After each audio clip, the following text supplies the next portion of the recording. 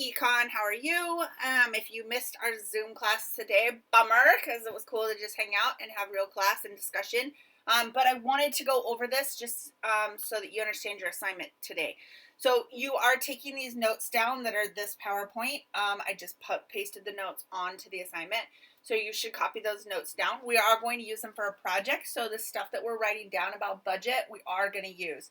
You did have an assignment from Friday that's due today, and this one will be due tomorrow. So make sure that you're keeping up with these assignments. If you're missing anything, then please get those in, okay?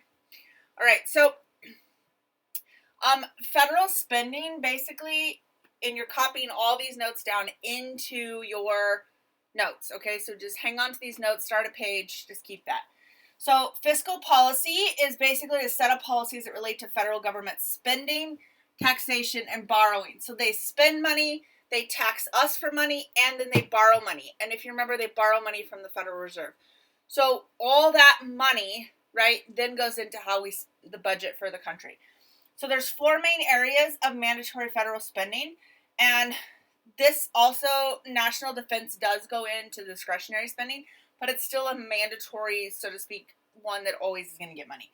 So national defense or the military, Social Security, which is the money that you are taxed in a paycheck.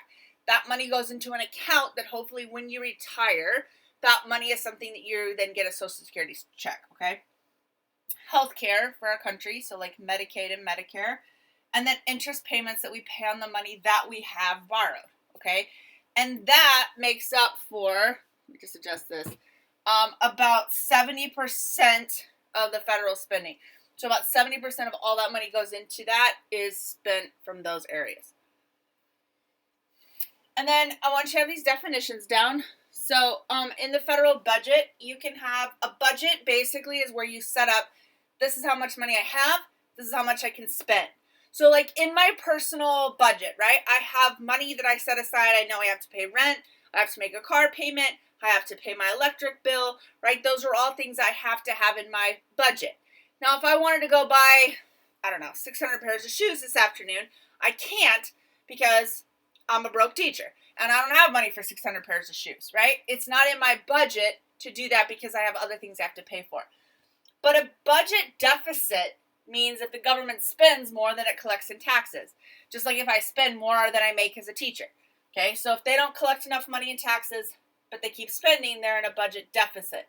They're in a budget surplus if they collect more in taxes than they spend. So they collect a bunch of money, but they don't spend it all. A balanced budget, where the government's spending and taxes are equal, they match, they're not in a deficit, okay? And a government debt is the sum of all those deficits, so all the times that we were behind, couldn't pay all the bills, so to speak, then that is a deficit, and that becomes our debt. But the surplus years, we can try to pay it down, okay? So I showed this chart today, and I want to go through this a little bit with you. So this is the federal budget surplus and deficit chart, okay? And basically what happens is every place that it's above the line is when we had a surplus, and if it's below the line, we had a deficit, okay? So there's some dates down here. 1930. It takes a big dip, 1935 to 1945, this huge mark in between here. Or, you can't really see it on here, 1965-ish, so we're talking about like right here, why is there a big dip, okay? Or up into the 1980, why is there a big dip here? Or into 90s, why is there a big dip? And then right after 2000, at 2001, what happened? 2001 that there's a dip. What happened in the 50s that there's a dip, right? And then right here, why is there a dip? So we talked a little bit about those, so I want to go over it. So again, if it's above the line, right, that means that you have a budget surplus. You have extra money as a country. Doesn't happen a whole lot, okay? So in the 1930s, right here at 1929 is where this starts, and that's when the Great Depression started. Stock market crashed. All of a sudden, you're trying to spend a bunch of money. Why is the government spending money? Spending it on unemployment, spending it on trying to support the banks, spending it on trying to make sure farms don't fail. Then why in 35? This is part of the programs that were put in place by FDR to try to bring us out of the Great Depression. And all of this is spending, on the first part of this is spending in the Great Depression. Then we go to war. And of course, during World War II, we're spending a ton of money on war, right? So you have to spend a bunch because there's a war. Then if you go up to here, these marks right here are the Korean War, 1960. You're talking about Vietnam is right here, right? Plus we're trying to spend money and kind of building it back up. After this spike in the positive, like you're talking about after World War II, lots of production, we're building lots of things as a country, people went to college for the first time, a lot of people were going to college with the GI Bill, and all of a sudden there was like a spike in making money. And then if you go into the 70s, there was a gas shortage. This is Vietnam right here. There was a huge gas shortage. We had a lot of problems with the economy. For a while when I was little, like people would line up for blocks just to get a tank of gasoline.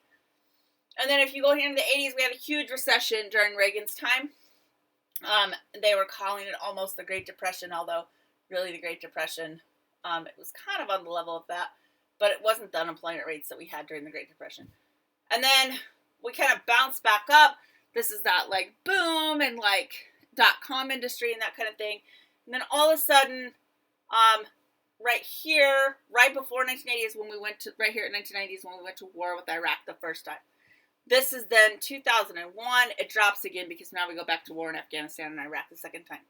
And then this huge drop is the recession in 2008, right when Obama took over, right? And so this is when it dropped again. Lots of unemployment. Banks were failing. It was starting to go down.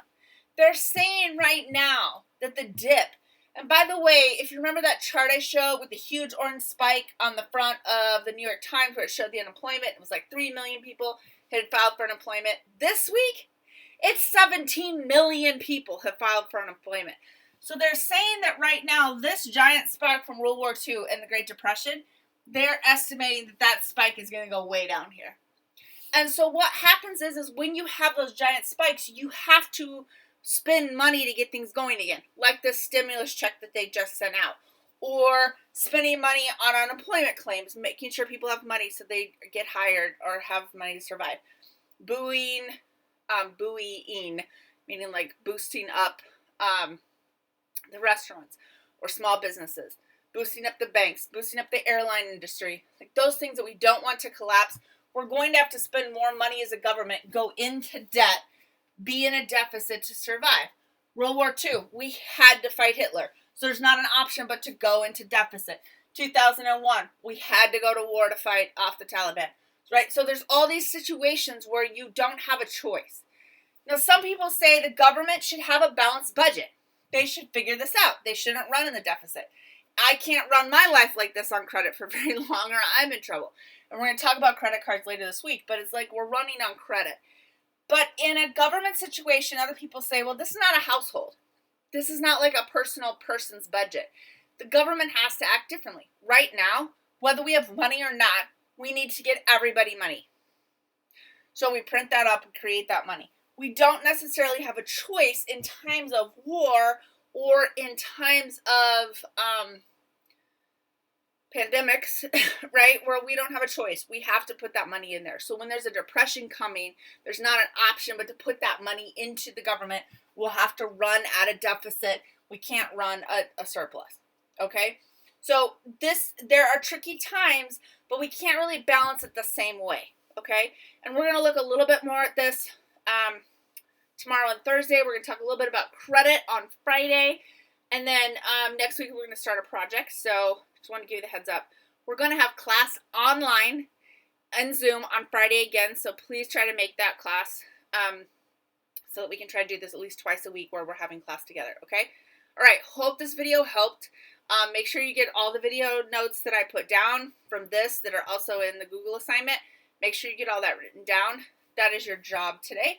And make sure you do the assignment from Friday. Okay? I love you guys. Bye.